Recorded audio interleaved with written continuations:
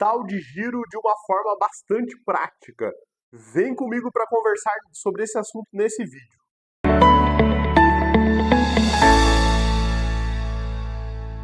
Eu te confesso uma coisa, quando fui gravar esse vídeo com relação a capital de giro, eu olhei vários outros aqui na internet. E muitos deles falam do capital de giro de uma forma absolutamente conceitual. Ou seja, para que a gente saiba de onde é que vem esse termo, capital de giro, e o que ele representa.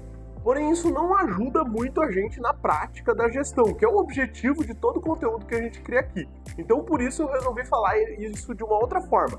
Falar justamente sobre de que forma a gente pode calcular uma necessidade, ou seja, o quanto a gente tem que ter de capital de giro, e trazer isso de uma forma bastante prática. Vamos comigo? Passando muito rápido pelo conceito, o capital de giro basicamente é o que a gente tem que ter de recursos para que a nossa empresa possa operar. O meu objetivo aqui desse vídeo é nós chegarmos no número, ou seja, quanto de dinheiro tem que ter para que a empresa possa andar bem financeiramente sem ter nenhum problema, certo? Para isso eu montei uma planilha e a gente vai dissecar essa conta através dela. Como eu sempre abordo as planilhas por aqui, nós vamos fazer em 3 etapas. O que é importante para calcular essa quantidade de capital de giro que temos que ter? Eu vou explicar rapidamente para que a gente não fique tão perdido no momento que chegar na análise ali. Primeira coisa, a gente precisa saber qual a diferença de tempo entre a nossa compra, né, do que a gente tem, das coisas que a gente paga, até o momento que a gente recebe. Então, as primeiras 2 etapas vão falar muito disso, tá? Que é do momento em que a gente efetua a compra, né, até o momento que o dinheiro está voltando para dentro da nossa empresa. Se é uma empresa de produtos, por exemplo, uma revenda, desde que a gente paga o nosso fornecedor, né, até o momento em que a gente recebe pela nossa venda, ok? E aí depois, na última etapa, a gente vai falar sobre o cálculo em si da necessidade de capital de giro, beleza? Como eu falei antes, então, em 3 etapas. A primeira delas, tá? É o prazo médio de pagamentos, a segunda, o prazo médio de recebimentos, e a terceira, o cálculo em si da necessidade de capital de giro. Pessoal, algumas combinações que a gente tem com relação à planilha. Eu sempre coloco essa fontezinha, tá? Para quem já me viu os outros vídeos sabe.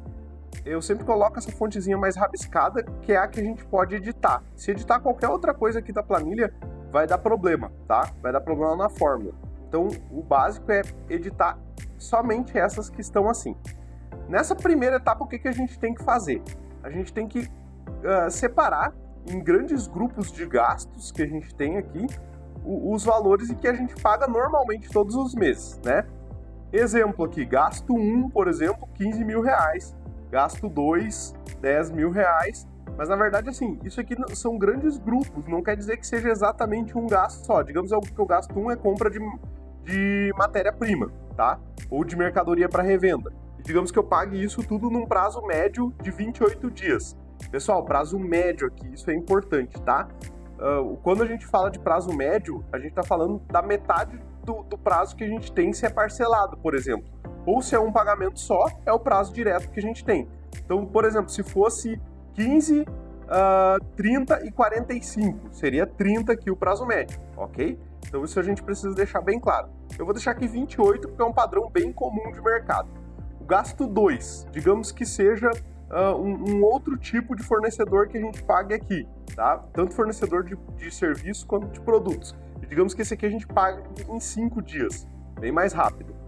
O outro aqui, digamos que seja um que a gente tem que pagar à vista, alguém que nos presta algum tipo de serviço. Então eu vou deixar 0 mesmo, tá?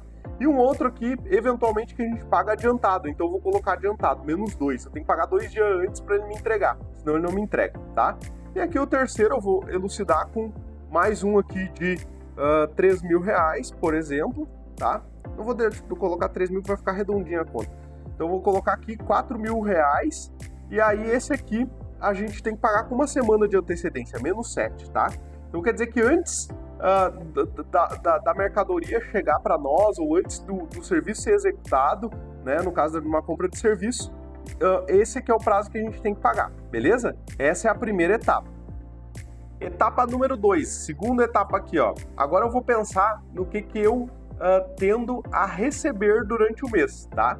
Então são recebimentos, estou falando de recebimentos agora, receitas, tá? Então o primeiro grupo de receitas, digamos que eu receba à vista, tá? E aí eu penso mais ou menos qual que é esse valor no mês, digamos aqui 40 mil, certo? Então se é à vista, é zero, né? Não tem quantidade de dias aqui, é zero mesmo, tá? Aí a outra parte eu recebo no cartão de crédito, tá? E o cartão de crédito, grande parte dele, me paga 32 dias para frente, tá? Então eu vou colocar aqui 32 dias. Depois disso, eu tenho ainda o valor aqui que é referente a recebimentos no boleto, por exemplo. E esses boletos eu faço 7 dias para frente, só que é menos quantidade, tá? Então digamos que a quantidade desses valores aqui totaliza em 5 mil, certo? E aí eu vou colocar aqui os 7 dias que eu demoro a receber isso aqui, beleza? Aí nisso aqui eu já consigo representar todos os meus 3 grupos de receitas. Eu não preciso colocar 5, não preciso preencher todos necessariamente. Não se preocupe com isso, tá? A fórmula vai funcionar igual, certo? Então estão aqui os meus grupos de receita. Com isso a gente já pode partir para a terceira etapa. E o que a gente tem aqui na terceira etapa? Um cálculo automático do prazo médio, né, que a gente tem do dinheiro, certo? Ou seja, esse prazo médio nada mais é do que esse aqui menos esse aqui. Se eu abrir a fórmula aqui, eu vou conseguir ver isso, tá? Que é um menos o outro, tá? Depois disso, eu preciso saber ainda quanto que eu tenho de prazo médio para vender os meus produtos. Isso precisa ser adicionado à conta, tá? Então não basta saber somente esse prazo médio do dinheiro, do recebimento do dinheiro. Eu preciso saber também o prazo médio que demora a vender o produto, que ele fica parado no meu estoque, por exemplo, tá? Então isso também é um ponto bastante importante.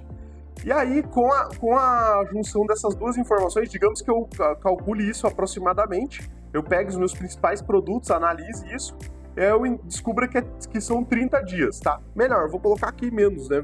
São 25 dias, tá? Para não ficar um mês certinho. Aí deu 25 dias aqui, certo? O meu ciclo é de 31,09, tá? O ciclo total. Aí eu preciso, a partir disso, calcular o quanto que é o meu gasto diário, baseado nesse valor aqui. Então, por isso é importante lá na etapa 1 considerar todos os gastos, tá? Isso é bastante importante. Todos os gastos que a gente tem. Claro que tudo isso aqui é aproximado, mas funciona, certo? Então a gente tem aqui o valor do gasto, do nosso gasto diário. Agora é só multiplicar o ciclo do dinheiro vezes o gasto diário que a gente vai ter, o capital de giro no qual a gente precisa, beleza? Então é assim que a gente vai chegar no final do nosso cálculo e é assim que a gente vai conseguir analisar. Quer dizer que essa empresa vai ter que dispor de 63.208,89 para que essa realidade que foi projetada aqui na etapa 1, aqui na etapa 2 e aqui no prazo médio para vender que a gente colocou na etapa 3, seja suprida de forma organizada, beleza? Esse cálculo aqui ele vale mais para a empresa de produtos, tá? Para a empresa de serviços a mecânica é um pouquinho diferente, mas por experiência eu já posso lhe dizer, se a sua empresa é de serviço, basicamente se conseguir calcular todas as despesas do mês e deixar isso ali em caixa, já vai funcionar muito bem, ok? Tendo alguma dúvida com relação a qualquer processo como esse, é só entrar em contato conosco da Evolutivo no link que está na descrição. Até mais!